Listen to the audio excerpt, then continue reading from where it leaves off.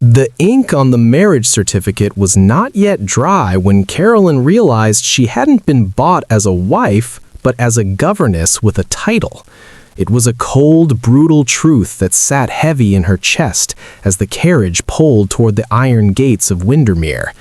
At 18, Carolyn was the currency used to pay her father's gambling debts, a sacrificial lamb draped in silk, traded to a man who looked at a ledger the same way he looked at a heart. Halworth might have been Gothic, but Windermere was a tomb of fog and stone. As the wheels crunched over the frost-bitten gravel of a biting November morning, Carolyn caught her first glimpse of the estate. It was massive, gray, and seemed to exhale the chill of the North Sea. Inside, the ceilings were high enough to swallow screams, and the silence was so thick it felt like a physical weight. She was met not by a welcoming committee, but by a housekeeper whose face was as pinched as a winter plum. Then came Lord Dennis. When he stepped into the foyer, the very air seemed to lose its warmth. He was a man carved from the same granite as his castle, tall and formidable, with eyes that didn't see a woman, but a solution to a logistical problem. His bow was a masterpiece of cold etiquette.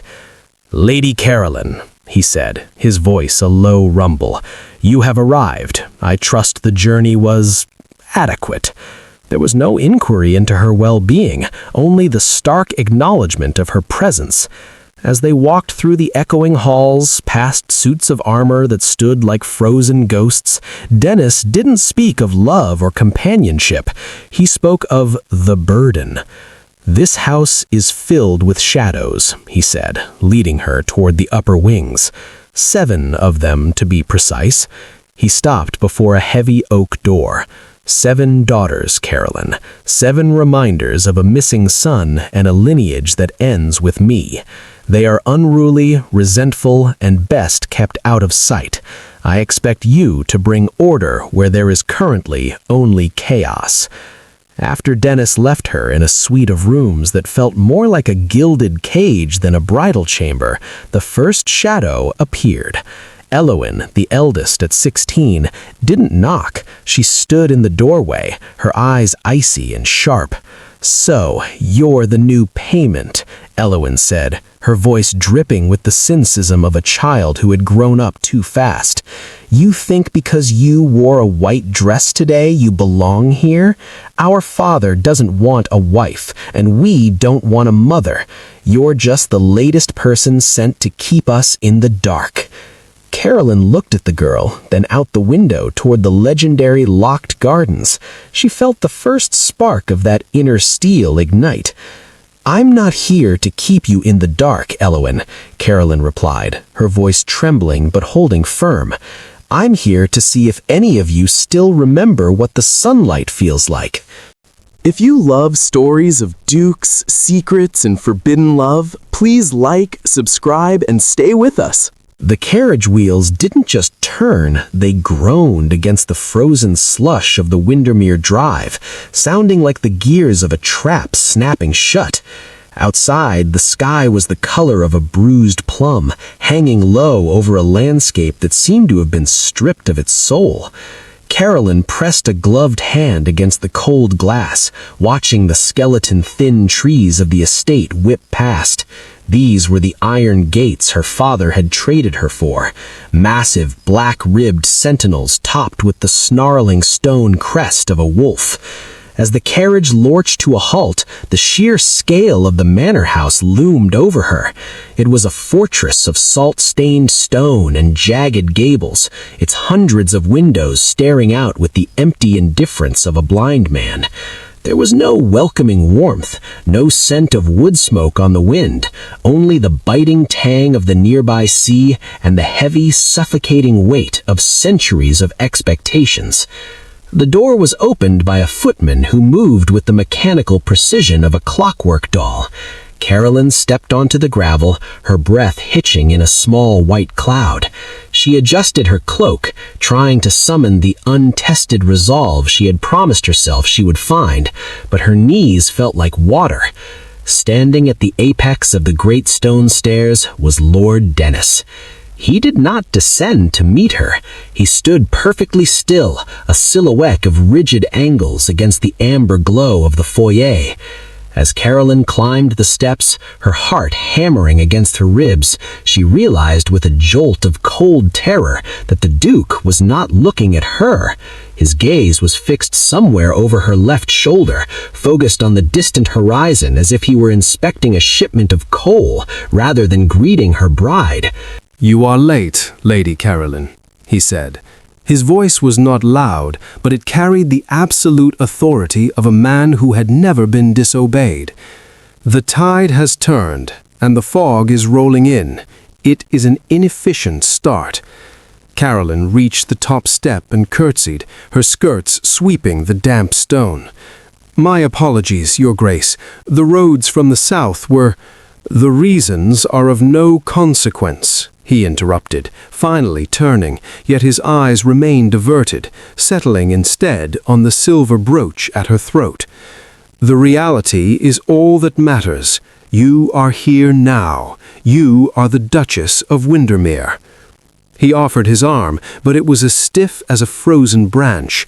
As she placed her hand upon his sleeve, she felt no warmth through the heavy wool of his coat. He led her into the great hall, a cavernous space of echoing marble and shadows, without a single glance at her face. It was the greeting of a man who had already decided she was a ghost, a necessary haunting to fill a vacancy, but nothing more. Carolyn realized then that the shock of England would not be her arrival, but her survival in a house where the master refused to acknowledge she even existed. The great hall was a cathedral of indifference, but as Lord Dennis led Carolyn toward the drawing room, the air grew thick with a different kind of tension, the sharp electric hum of a dozen eyes watching from the dark.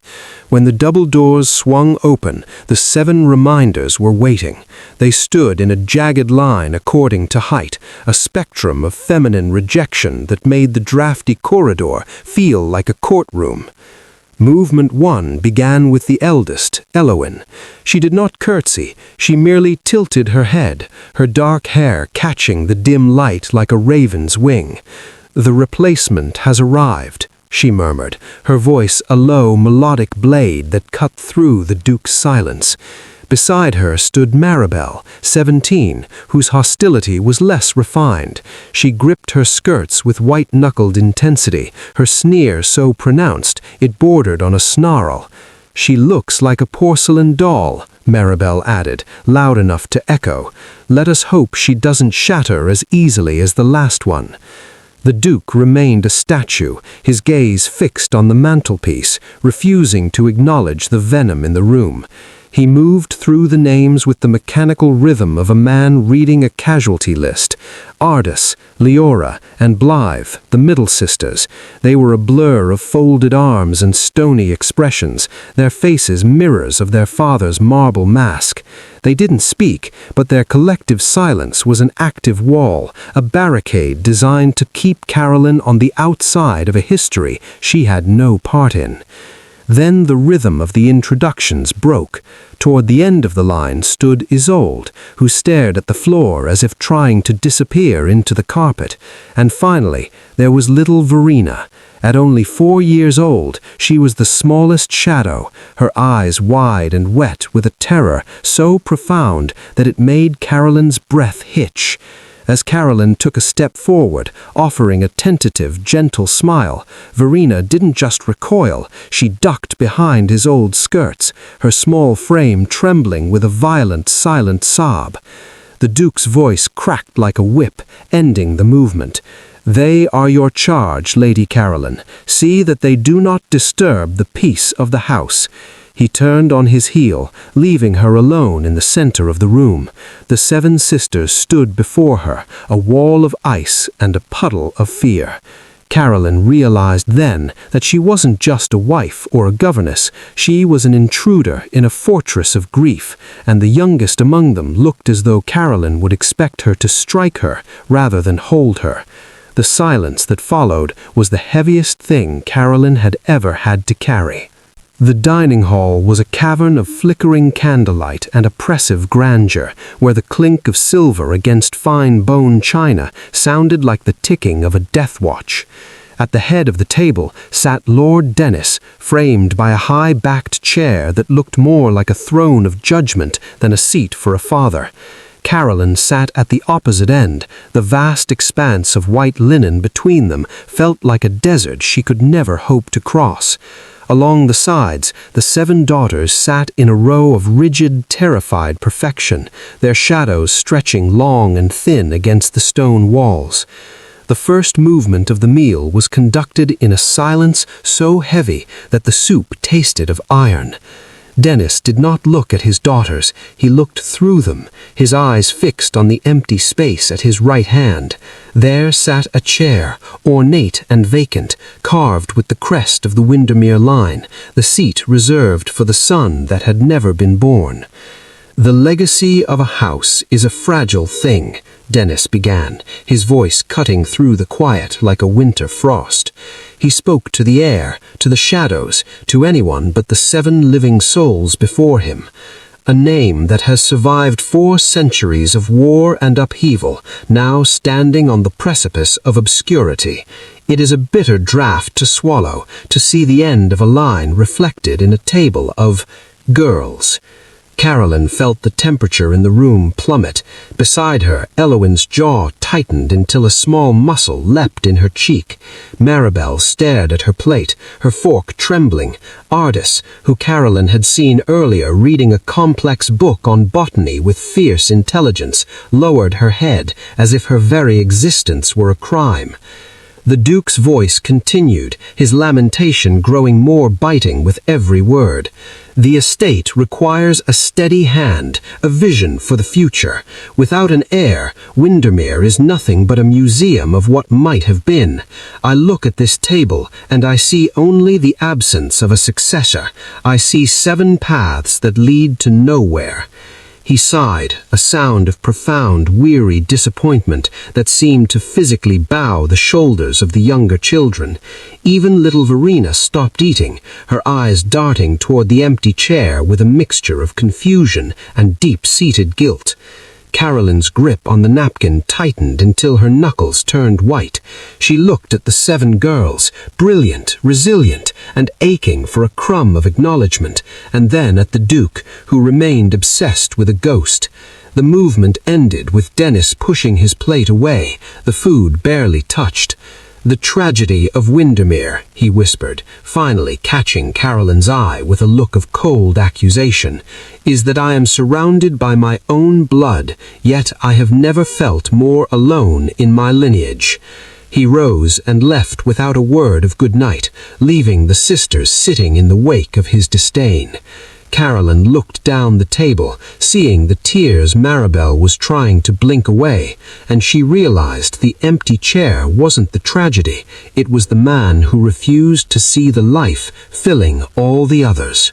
The morning air was a razor, sharp and silver with frost, as Carolyn wandered the perimeter of the estate's eastern wing.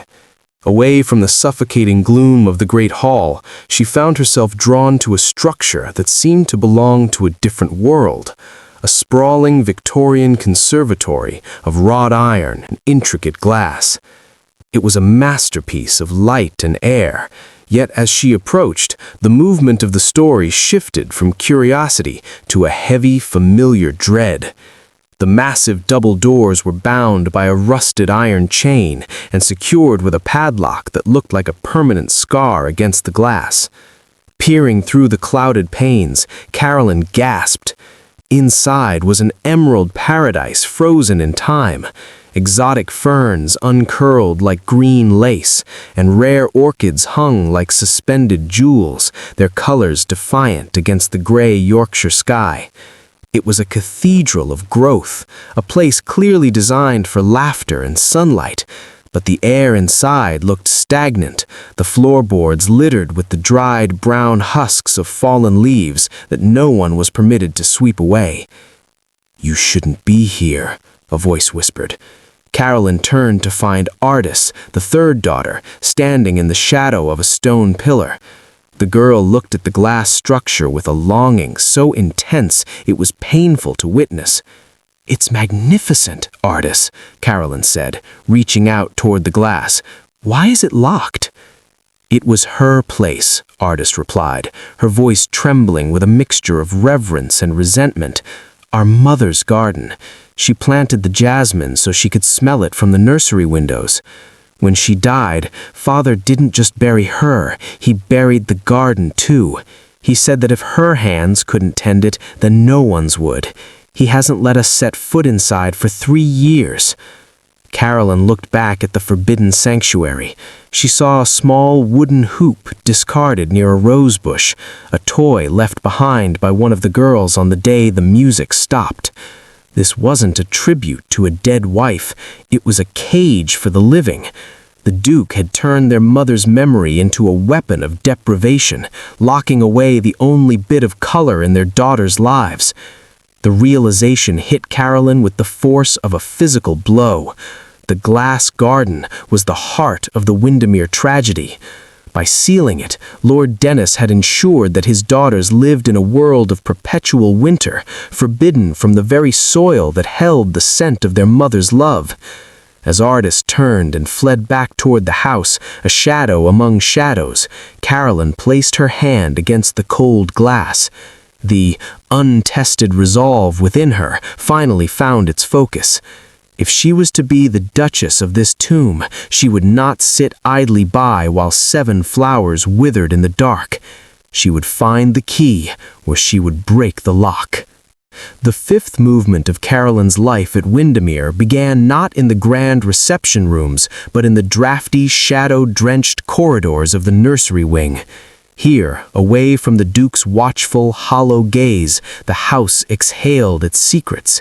Carolyn had spent weeks observing the middle sisters, Ardis, the scholar, Leora, whose fingers constantly drummed rhythm against her skirts, and Blythe, who traced patterns in the dust of the windowsills. They were a trio of stifled brilliance, hidden away like precious heirlooms in a forgotten attic. One rainy Tuesday, when the Duke had retreated to his study to pore over the estate's failing ledgers, Carolyn moved. She didn't approach them with the authority of a mistress, but with the quiet, conspiratorial air of a rebel.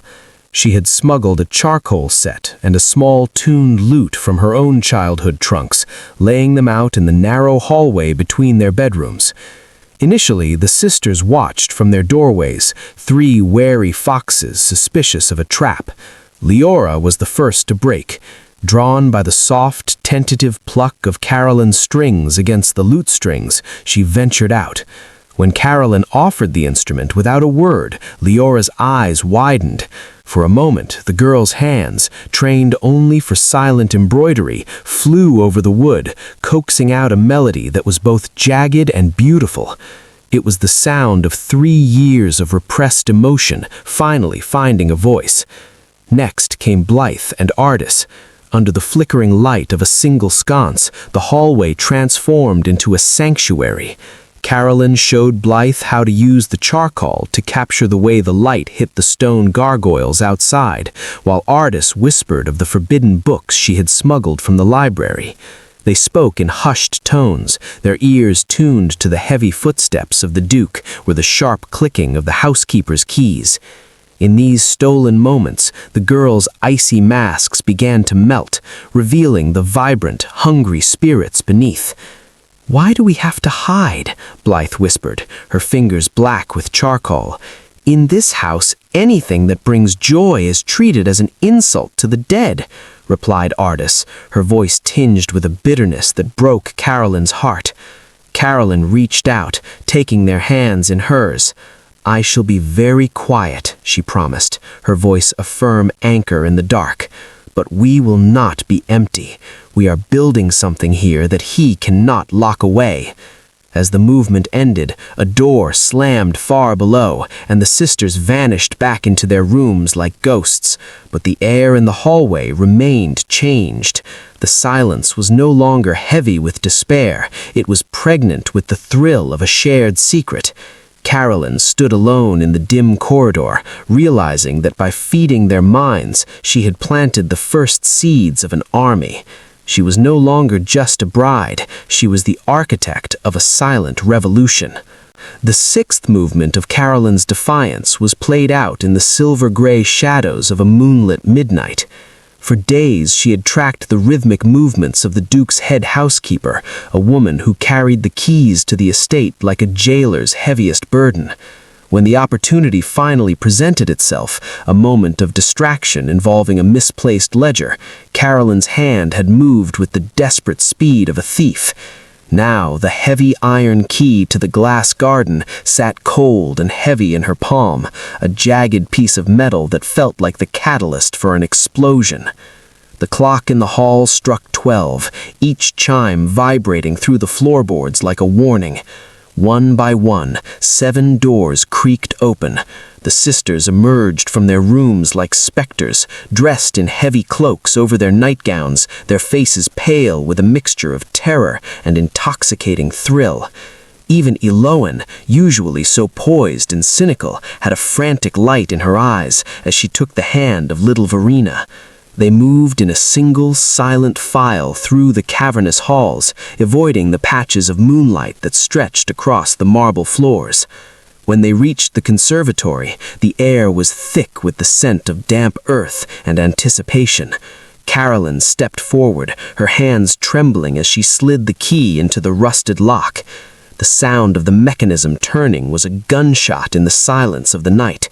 With a collective intake of breath, the girls stepped over the threshold and into the glass garden. The movement shifted into a dreamscape. Under the milk-white moon, the garden didn't look like a tomb, it looked like an enchanted kingdom. Carolyn led them to a small clearing where she had secretly pre-staged a blanket and a basket of stolen kitchen luxuries, crusty bread, sharp cheese, and jars of honey. "We shouldn't be here," Maribel whispered, but her hands were already reaching out to touch a moonflower that had bloomed despite the neglect. "Tonight we aren't in his house," Carolyn said, her voice a low, fierce anchor. "Tonight we are in your mother's world." The rebellion was not loud, but it was absolute. For the first time in 3 years, the sisters sat in a circle, the hierarchy of their ages dissolving in the shared warmth of the picnic. They ate with a hunger that had nothing to do with food. Leora hummed a soft melody, while Blythe sketched the silhouettes of the palms against the glass with a piece of charcoal. In the center of the circle, Verena leaned her head against Carolyn's shoulder, her small frame finally still, finally safe. They were 7 daughters reclaimed, breathing life into a space that had been designed for silence. Carolyn watched them, the key still clutched in her hand, knowing that by opening this door, she had burned the bridge back to her old life. She had given them a taste of freedom, and she knew, with a chilling certainty, that there was no turning back from the storm this surely would bring. The air inside the conservatory was no longer stagnant. It seemed to vibrate with the illicit heartbeat of 8 souls reclaiming their right to exist. In the silvered dimness, the first movement began with a tentative, whispered joke from Leora about the Duke's sternest footman, and suddenly, the brittle silence of Windermere shattered. It started as a stifled giggle from Blythe, catching like a spark in dry straw, until it erupted into a sound that had been extinct in this house for 3 years, the sound of sisters laughing together. The music of their voices rose toward the glass dome, weaving through the hanging vines of jasmine and ivy. As the laughter softened into a gentle, rhythmic hum, the second movement belonged to the youngest. Verena, who had arrived at the picnic as a trembling shadow, began to uncurl. She sat in the center of the blanket, her small hands sticky with honey, watching the older girls with wide, wondering eyes. When Elowen reached out, not with her usual sharp command, but with a soft, teasing poke to Verena's nose, the little girl didn't flinch. She leaned into her eldest sister's side, a small, contented sigh escaping her that signaled the first crumbling of her fortress of fear. Isolde, too, found her footing in the dark. She began to tell a story, her voice gaining strength as she realized no one was going to silence her. She spoke of the legends of the garden, of spirits that lived in the orchids, and for the first time her gaze remained steady and bright. The shadows of the house were still there, looming just beyond the glass, but inside this emerald sanctuary the sisters had created a pocket of safety that the Duke's coldness could not reach. As the night deepened, the fourth movement saw the girls physically gravitating toward one another, forming a tight, unbreakable circle. They shared stories of their mother, not as a tragic figure of mourning, but as the woman who had loved the scent of damp earth and the chaos of a crowded table. Carolyn watched them, her heart aching with a bittersweet triumph. She saw Elowin's icy facade melt into a genuine, protective smile, and she saw Maribel's hostility dissolve into a sleepy, quiet peace. The final movement was a moment of profound stillness. Verena had fallen asleep with her head in Isolde's lap, and the older girls sat in a comfortable, shared silence, watching the moon begin its slow descent toward the horizon. For this one night, these 7 disappointments were simply 7 daughters, flourishing in a garden that was no longer a tomb. They were flowers blooming in the dark, and as Carolyn looked at their serene faces, she realized that safety wasn't a place or a lock. It was the presence of someone willing to stand guard while you finally learned to breathe. The long winter was not over, but tonight the frost had finally lost its grip. The dream shattered with the sound of splintering wood. The movement began not with a word, but with the sudden violent illumination of a dozen lanterns cutting through the greenhouse glass like jagged blades.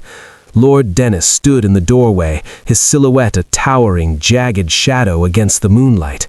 Behind him, the house staff hovered like ghosts, but the air belonged entirely to his rage, a cold, pressurized fury that made the glass panes rattle in their frames. "Out," he commanded. The word wasn't shouted, it was exhaled with a lethal quiet that froze the blood. The girls scrambled to their feet, the joy of the previous hour evaporating into a mist of pure terror. Little Verena began to wail, a thin, high-pitched sound that seemed to snap something inside the Duke. He stepped into the greenery, his boots crushing the moonflowers they had so carefully tended. "You have desecrated this place. You have turned a shrine into a circus." As he reached for Elowin's arm to drag her toward the exit, the second movement erupted. Carolyn did not step back, she stepped forward. She threw herself between the Duke and her eldest daughter, her small frame a shield of silk and iron.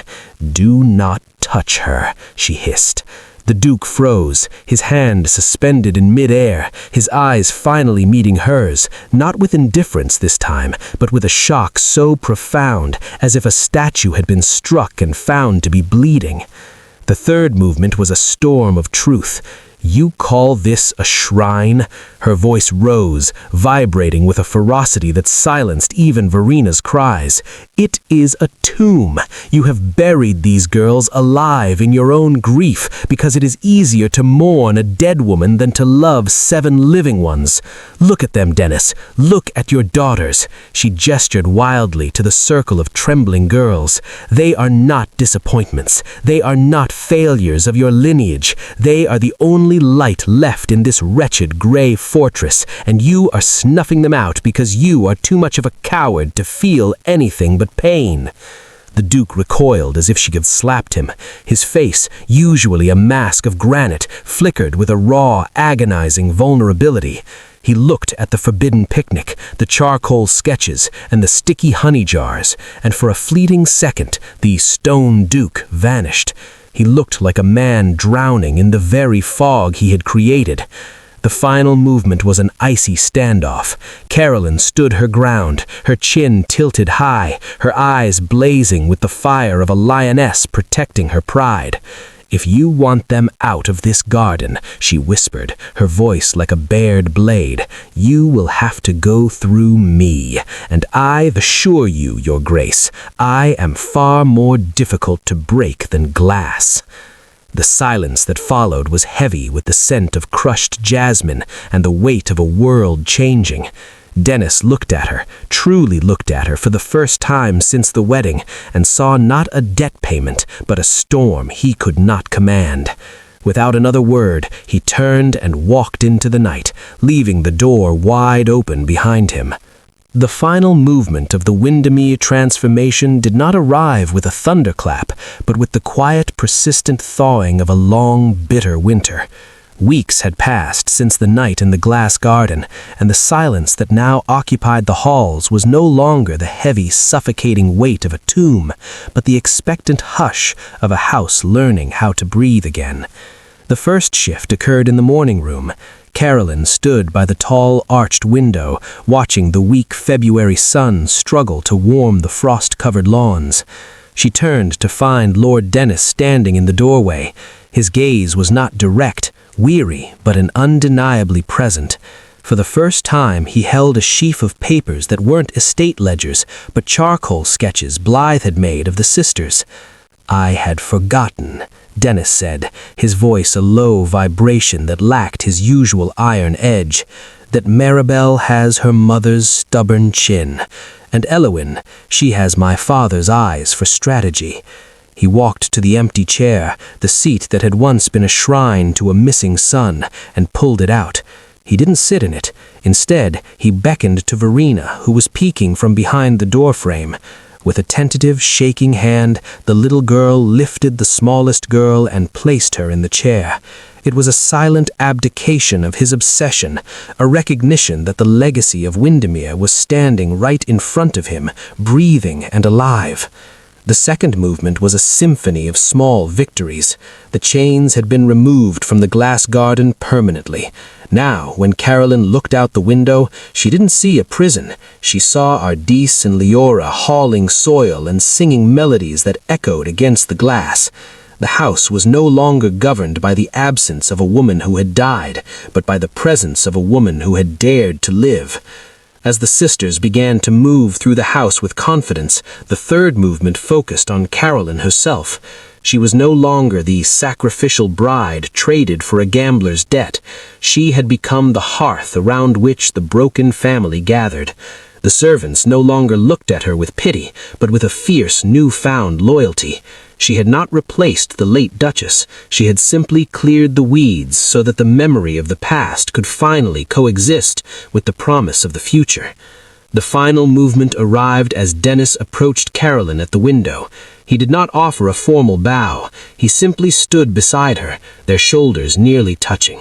"You were right," he whispered, watching his 7 daughters chase each other through the budding gardens. "I was a bankrupt soul. Thank you for opening the door." Carolyn looked at the man who was no longer a stranger, and out at the girls who were no longer shadows. The shock of England would be the story of how a house of disappointments became a home of legends. As she felt Dennis's hand tentatively cover hers, Carolyn knew the contract was over. She was no longer a payment. She was the mistress of Windermere, and for the first time, the spring felt as though it would stay.